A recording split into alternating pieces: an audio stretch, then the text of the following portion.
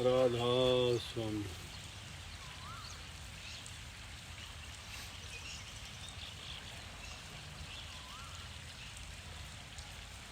प्रकृति में हर जीव चाहता है कि वो सुखी रहे। कोई भी किसी भी प्रकार का कष्ट सहन करने के लिए राजी नहीं है। दूसरे जीवों के बारे में तो हम सोच सकते हैं सिर्फ, लेकिन अपने बारे में जो हालात को हम देखते हैं, सुनते हैं, एक दूसरे से विचारों का आदान प्रदान करते हैं, जहाँ कहीं भी देखोगे आदमी चाहता है कि उसको शांति मिले, सुखी रहे, किसी प्रकार की कोई कमी ना हो, किसी भी चीज़ की उसको ज़रूरत महसूस ना हो, जीवन में हर प्रकार से उसको शांति, संतोष और खुशी मिले। विपरीत हालात हो जाते हैं, गुजरते हैं, प्रकृति का नियम है, काल चक्कर चलता है, इसमें हर प्रकार के हालात गुजरते हैं। कभी भला भी होता है, कभी बुरा भी होता है, कभी दुख आते हैं, कभी सुख आते हैं, और उन्हीं में से अब देखने को मिलता है कि एक पूरा संसार बड़े दुख की घड़ी से गुजर रहा है। आदमी उस दुख से बचने के लिए तरह तरह के प्रयास करता है। जितना वो जानता है या कोई भी उसको कुछ भी बताता है तो वो हर संभव कार्य करने की कोशिश करता है ताकि उस विपदा से वो निकल सके। संत महात्मा फ़कीरों ने भी यही ऐसा ही किया है, जिनका नाम आज हम देखते हैं ग्रंथों में, शिक्षा से जो हमारे इतिहास भरे हुए हैं। उन्होंने इस बात की खोज की और सब एक ही निर्णय और निश्चय पर पहुँचे, जब इंसान हर तरफ से हताश और निराश होता है तो प्रभु की शरण में जाता है। सब दुखों से बचाने वाला वही है। दुनिया के हालात देखते हैं, कोई कहता है मैं बड़ा हूँ, कोई कहता है मैं ताकतवर हूँ, कोई कहता है मेरा ऊंचा पद है, कोई कहता है मेरी जाति ऊंची है, कोई किसी प्रकार से, कोई कहता है बुद्धिमान हूँ, अक्लमंद हूँ, चतुर हूँ, दूसरे को अपने से कमज़ोरी आंकते हैं। मेरा मेरी का खेल बना रखा है, लेकिन दुनिया में ये नहीं सोचते देखते कि जिसका ये खेल है, जो सब कुछ कर सकता है, वो अब करने लग रहा है। उसके काबू की सभी चीज़ हैं, जो अब हालात गुजरते हैं ये उसी के काबू की है। इसलिए हमें प्रभु की शरण में जाना चाहिए। बड़ी से बड़ी आपदा विपदा को वो छिन में दूर करते हैं। इन दुखों से बचने के लिए तो महात्मा बुद्ध के जीवन की कहानी अगर हम सुनेंगे और देखेंगे तो पता लगेगा 16 साल की उम्र में ही उनको ये एहसास हो गया था, बल्कि पैदा होते ही ज्योतिषियों ने, पंडितों ने ये अनुमान लगा के बता दिया था राजा शुद्धोधन को कि आपका लड़का अगर ये शासन करेगा तो बहुत बड़ा राजा होगा, और अगर इसने भक्ति के क्षेत्र में कदम रखा तो बहुत महान एक संत और महात्मा फ़कीर बनेगा। और हुआ भी वैसा ही। जब थोड़े ही दिन गुजरे थे, बल्कि जन्म से ही 7-8 दिन का ही था, तभी उसकी माता चल बसी थी। बाप ने उसका लालन पालन के हर इंतज़ाम किए, हर सुख सुविधा चारों तरफ उसकी रखी, लेकिन उसने अपना जीवन का रास्ता इसलिए बदल लिया कि उसको पता लग गया कि ये संसार दुखों का घर है। और दुखों से छुटकारा पाने के लिए, बल्कि एक बार की एक छोटी कहानी मैंने सुनी थी कि एक बार भिक्षाटन के लिए जब गए वो, तो एक घर में जब गए तो वो औरत उसको देख के कहने लगी कि आप देखने में तो ऐसे लगते हो जैसे राजकुमार हो, जैसे किसी राजा के पुत्र होगे, क्योंकि बहुत सुंदर थे। फिर जो प्रभु की भक्ति करता है उसका तेज भी निराला ही होता है। मन में शांति होती है, प्रसन्न चित्त होता है, चेहरे पर किसी प्रकार की ऐसी रेखाएं नहीं होती कि जिससे ये समझे कि उसको कोई परेशानी होगी। तो उसको देख के कहने लगी, देखने से तो आप लगते हो कि किसी राजा के राजकुमार हो, फिर आपने फ़कीरी बाणा कैसे लिया, क्या कारण था इसका? तो कहने लगे कि इसके लेने के मेरे 3 कारण थे कि नंबर 1 कि इंसान जवानी के बाद में बुढ़ापा आता है और बुढ़ापे के बाद में इंसान मर जाता है। इंसान जन्म लेता है, बुढ़ापा आ जाता है, बुरी हालत में गुजरता है, उसके बाद जीवन ख़त्म हो जाता है। ये तीनों जीवन के रहस्य को जानने के लिए मैंने ये फ़कीरी बाणा लिया है। तो कहने लगी, क्या आप उसको पा लिया अभी? उनका उत्तर मिल गया आपको तीनों सवालों का? बोला कि हाँ, मुझे इसका उत्तर मिल गया। वो कैसे मिला कि मैंने एकांत में जाके जब अपने आप को ही खोजा। जब हम अपने आप में बैठ के अपने आप खुद के बारे में ही जब सोचते हैं तो हमें यूँ समझो कि प्रभु के बारे में ही पता चल जाता है।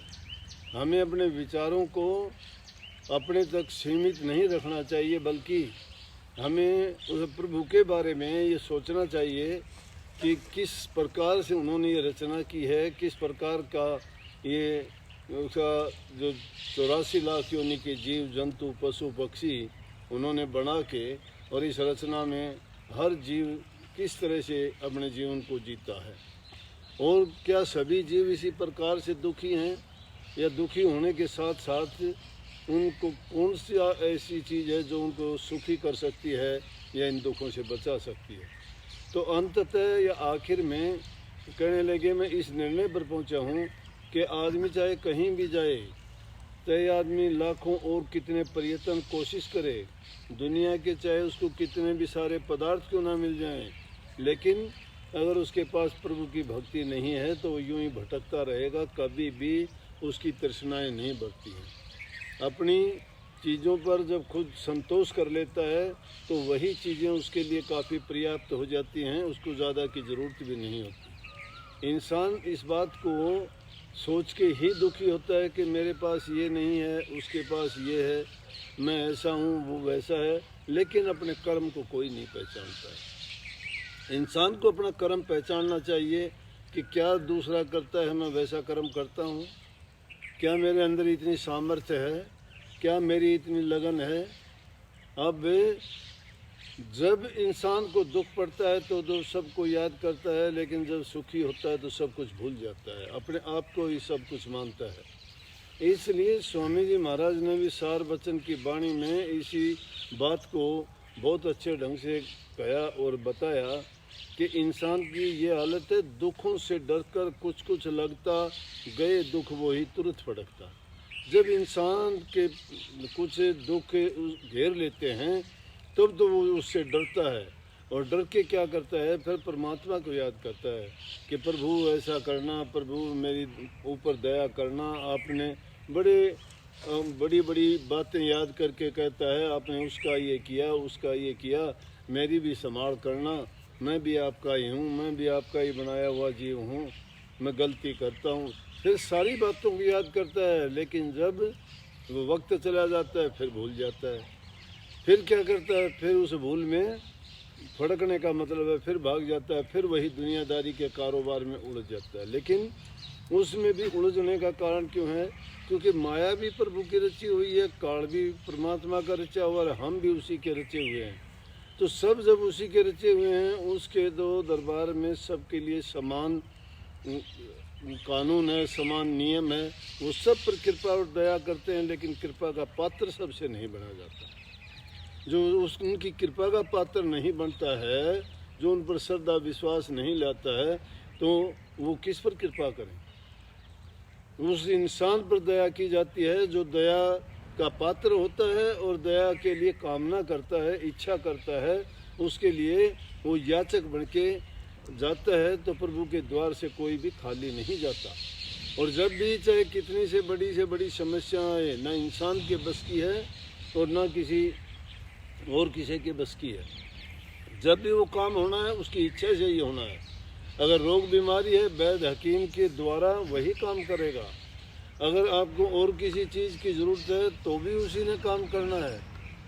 जो भी किसी प्रकार का, चाहे दुख हो, सुख हो, भला हो, बुरा हो, हर हालात में उनकी इच्छा के बिना कुछ भी नहीं होता है। जब हम इस बात को अच्छी तरह जानते हैं, समझते हैं, फिर बीच में हमारी चालाकियाँ, हमारे अपनी बुद्धि, अपने ज्ञान और विवेक को उसमें जब फंसा देते हैं तो क्या होता है कि हम एक दायरे में बंध जाते हैं, और उस दायरे में बंध के क्या करते हैं कि हमारी जितनी बुद्धि है उतना ही काम करते हैं। तो हमारी बुद्धि इतनी विकसित नहीं है।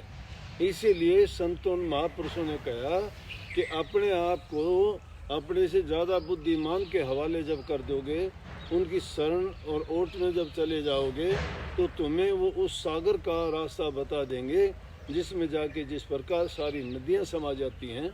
तो सब जीवों का कल्याण भी इसी प्रकार से प्रभु के चरणों में जाके होता है।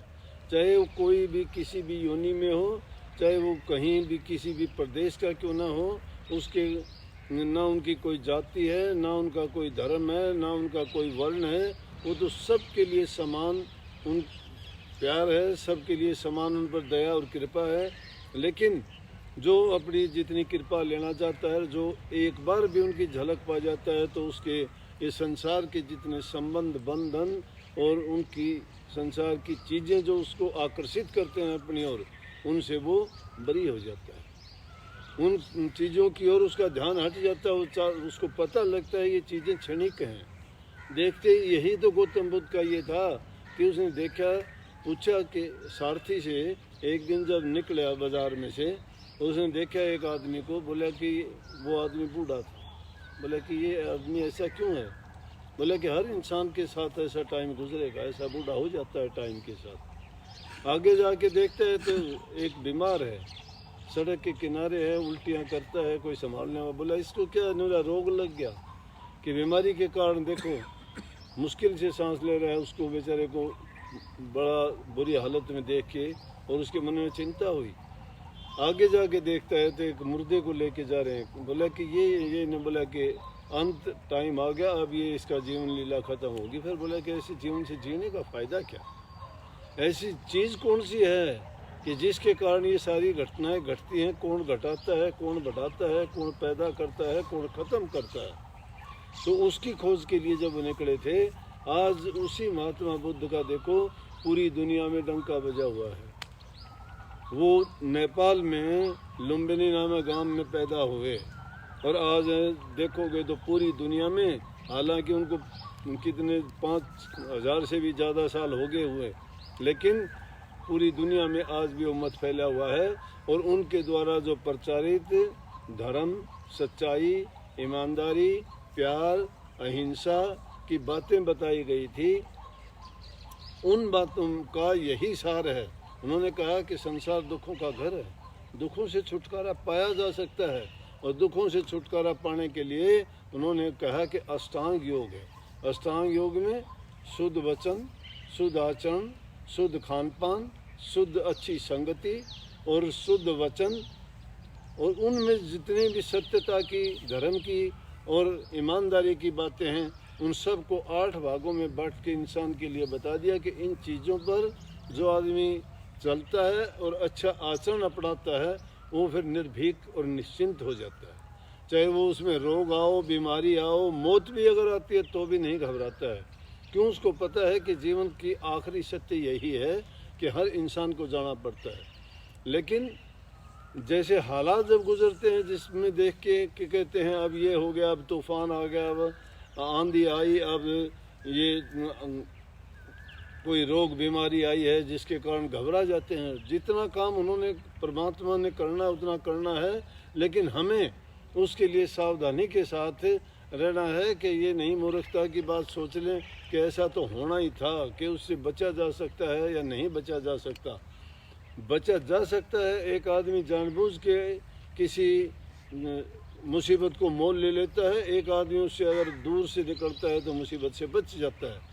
इसी प्रकार से अब जो हालात हैं उसके लिए यही है कि जो नियम बताए गए हैं उससे बढ़ के कोई भी दवा दारू नहीं है।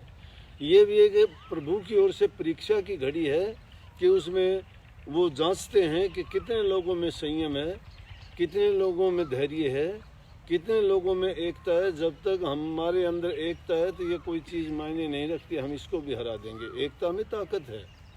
छोटी सी बात कभी सुना करते बच्चे थे जब, कहते हैं कि एक पक्षी पकड़ने वाला था, उसने जाल लगाया, जाल में उसने देखा कि बहुत से कबूतर थे, वो चुगने के लिए आए, उनको पता नहीं था, वो चुगने लगे तो जाल में सारे के सारे फंस गए। सब पछताते हैं, कहने लगे हम इस चोगे के लालच में आके इस जाल में फंस गए। तो उनमें से जो एक बुजुर्ग कबूतर था वो कहने लगा कि देखो तुम अकेले अकेले प्रयास करते हो, तुम्हें भी चोट लगेगी और उससे कुछ नहीं होगा, लेकिन हम अगर इकट्ठे मिलके उड़ते हैं तो इस जाल को भी उड़ के ले चलेंगे और आगे जाके इससे निकल जाएंगे। जब सब ने उन्होंने इकट्ठे होके और एक बार में प्रयास करा तो जाल को ही लेके उड़ गए और आगे जाने के बाद में उनका वो जाल भी टूट गया और सब उससे बरी हो गई। इसी प्रकार से ये भी हमारे लिए एक जाल जैसा ही काम है इस बीमारी का। आज उसको उससे लड़ने के लिए और उस पर विजय हासिल करने के लिए हमें सबको मिल के काम करना चाहिए। कोई भी नियम है उसको तोड़ना नहीं चाहिए। जब इतना पालन किया है तो आगे भी उसको हम अच्छी तरह से पालन करेंगे तो रोग हार जाएगा और हमारी जीत होगी। नहीं तो इंसान का जीवन बहुत कठिनता से मिलता है। सोच के देखो कितने जन्मों के शुभ कर्म करने के बाद इंसान का चोला मिला। कहीं नहीं है कि ये तन तुमने दुर्लभ पाया, कोटि जन्म जब भटका खाया। ये तन इंसान का तन हमने दुर्लभ है, ये हर एक को नहीं मिलता, ये हमने मुश्किल से पाया है। और कब? कोटि जन्म जब भटका खाया। अलग अलग योनियों में कोटि जन्म लिए होंगे, कभी कुछ बने। अलग अलग योनियों में धक्के खा के मुश्किल से इंसान का चोला मिला। और इसको भी अगर हम अब नासमझी में बर्बाद कर देंगे तो फिर 84 हमारे लिए तैयार है। तो इसलिए हमें इस जीवन को बर्बाद नहीं करना चाहिए। और अब ऐसे वक्त में जब फुर्सत का टाइम है, घरों में रहते हो, चिंता की ज़रूरत नहीं है। अब कई लोग इससे घबरा के उलट काम कर लेते हैं। उलट काम एक और ज़्यादा पाप लगा लेते हैं। किसी का फ़ोन आया, कहने लगे कि एक लड़की थी और वो बस इससे बोली कि मुझे कोरोना हो गया, मुझे कोरोना हो गया, मुझे कोरोना हो गया। और ऐसे करते करते उसकी पागल जैसी उसने हालत कर ली। लेकिन जब उसको समझाया गया कि कोरोना कोई बीमारी रोग नहीं है, ये खांसी जुकाम किसी को भी हो सकती है, ये ना घबराया करो कि किसी को खांसी अगर आ गई, किसी को छींक अगर आ गई, किसी को जुकाम बुखार हो गया तो ज़रूरी नहीं है ये आपको पहले भी आती थी, ये अब भी आपको होगी। डॉक्टर से जाके चेक करवाओ, ये दूसरी बीमारी हो सकती है। सर्दी जुकाम के कारण, गर्मी का मौसम बदलता है, इसके कारण शरीर में छोटे मोटे रोग होते रहते हैं। उसको क्यों कोरोना मानते हो? और फिर कोरोना भी तो है, तो वो भी तो वैसे ही चला जाएगा। जब किसी चीज़ से घबराओगे तो वो चीज़ आपको और ज़्यादा डराएगी, लेकिन किसी के सामने जब हो जाओगे तो वो नहीं, वो तुमसे वो डरेगी, तुम नहीं डरोगे। इसलिए आप लोग ऐसे हालात में डरो नहीं, साहस के साथ मुकाबला करो। जो इंसान साहस करता है, सत्यता से चलता है, प्रभु में विश्वास रखता है और अपने विचारों को दृढ़ करके जो चलता है, तो उसको ये छोटी मोटी चीज़ें रोक नहीं सकती, उसकी हमेशा जीत होती है। और जितने भी आपको लोग मिलेंगे जिन्होंने जीवन में सफलता प्राप्त की, बड़े से बड़े रोगों को जिन्होंने जीता या और कोई बड़ी समस्या उनके सामने आई, और जब उन्होंने दुनियादारों को बताया कि इसमें जब पूछते हैं उनसे कि आपको कैसा महसूस हुआ, आपने इस बात को कैसे जान लिया, आपने उससे कैसे विजय पाई, तो कहते हैं कि मैं घबराया नहीं, मैंने उसके साथ मुकाबला किया, संघर्ष किया। इंसान संघर्ष में पैदा होता है। माँ के गर्भ में था जब भी संघर्ष करता था, ये बाहर निकलने का। बाहर जब आता फिर संघर्ष किया, चलना भी नहीं आता था, पैरों से घिसट के चला, कभी लेट के चला, फिर पैर और हाथों के सहारे से फिर पैरों पे चलना शुरू हुआ। बोलना भी नहीं आता था, बोलने के लिए संघर्ष करना पड़ा, एक एक अक्षर बना बना के बोला। और फिर कितने संघर्ष करते करते हम पूरी ज़िंदगी में संघर्ष करना होता ही है। तो अब घबराने से क्या मतलब है, जब पीछे का इतिहास खुद का देखोगे, हर टाइम पे संघर्ष किया है, हर चीज़ का अनुभव किया है। जब उससे टकराए थे, बच्चा था, किसी ने बताया था कि आग है, जब हमने हाथ लगाया जड़े तो हमें महसूस हुआ कि आगे बचना सीख गए। और कोई चीज़ हमने देखी कि इस चीज़ को ऐसा करने से हमें तकलीफ़ होगी, हमने उसको छुआ और हमें वो तकलीफ़ हुई, तो हमें पता लग गया कि इसका ऐसा है। किसी चीज़ को चखा हमने, ये कड़वी है, ये खाने की नहीं है, पता लग गया कड़वी है। संघर्ष कदम कदम पे है, पहले भी थे, अब भी और आगे भी होते रहेंगे। इसलिए उस संघर्ष के लिए तैयार रहना चाहिए। एक वीर की भांति, योद्धा की भांति युद्ध के मैदान में डटे और अड़े रहना चाहिए। जीत हमारी ही होगी, क्योंकि इंसान ही सबसे ज़्यादा इस बात को समझ सकता है कि जिसने इस दुनिया की रचना की है, जिसने दुनिया को बनाया है, उसने सबसे उत्तम इंसान को बनाया है। और इंसान उस छोटी मोटी हालात को देख के अगर घबरा जाता है, डर जाता है, उससे भागना चाहता है, छूटना चाहता है, तो समझो कि वो फिर गया। फिर तो वो कभी भी जो उसकी निर्धारित समय उसको पूरा नहीं कर सकता। लेकिन जो डट जाता है, मुकाबला करता है, साहस दिखाता है, वो इंसान उससे जीत जाता है और उसकी सुख और शांति को प्राप्त करता है, और वो हमेशा खुश रहता है, उसको किसी प्रकार का भय और चिंता नहीं व्यापती। इसलिए कभी भी इन चीज़ों से घबराओ नहीं, हर समय तैयार रहो जैसे भी हालात हैं, लेकिन ज्ञान बुद्धि से, विवेक से काम लो, और बुद्धि विवेक से काम, बड़े बुजुर्गों का कहना मानो। जिस प्रकार से एक बुजुर्ग कबूतर के मानने से उन कबूतरों ने एकता का परिचय दिया, तो उन सब की बंद छूट गई, जेल छूट गई, और वो आज़ादी से फिर से अपना जीवन उन्होंने जिया। इसी प्रकार से इंसान तो हर प्रकार से ज्ञानवान, समझवान, विवेकी है, तो इसको भी अपने जीवन को अच्छी तरह से जीना आता है और ये जी सकता है। सबको बहुत बहुत आशीर्वाद। राधा स्वामी।